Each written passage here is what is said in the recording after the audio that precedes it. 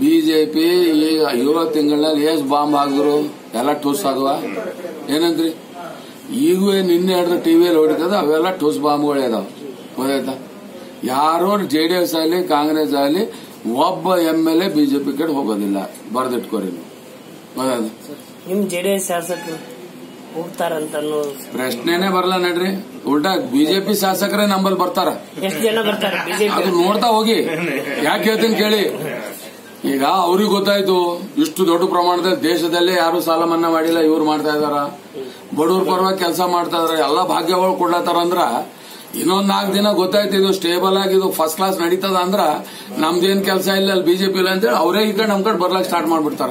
ಅದಕ್ಕೆ ಇದು ಹೆದರಿ ಅವಾಗ ಅವಾಗ ಅವಾಗ ಒಂದೊಂದು ಪುಡಿ ಬಿಡ್ತಾರ. ಏನಂದ್ರಿ? ಬಿಜೆಪಿ ಈಗ 7 ತಿಂಗಳಲ್ಲಿ ಎಷ್ಟು ಬಾಂಬ್ ಹಾಕಿದ್ರು ಎಲ್ಲ ಟೂಸ್ ಆದ್ವ ಏನಂದ್ರಿ? ಈಗೂ ನಿನ್ನೆ ಹಿಡಿದು ಟಿವಿಯಲ್ಲಿ ಹೊಡಿತದ ಅವೆಲ್ಲ ಟೂಸ್ ಬಾಂಬ್ಗಳೇ ಅದಾವ. ಗೊತ್ತಾಯ್ತಾ? ಯಾರೋ ಜೆಡಿಎಸ್ ಆಗಲಿ ಕಾಂಗ್ರೆಸ್ ಆಗಲಿ ಒಬ್ಬ MLA ಬಿಜೆಪಿ ಕಡೆ ಹೋಗೋದಿಲ್ಲ.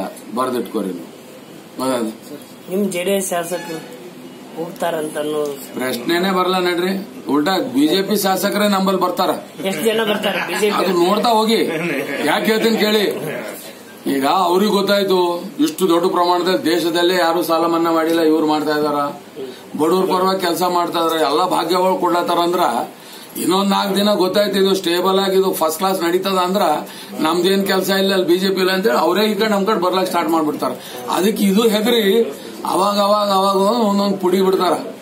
ಏನಂದ್ರಿ?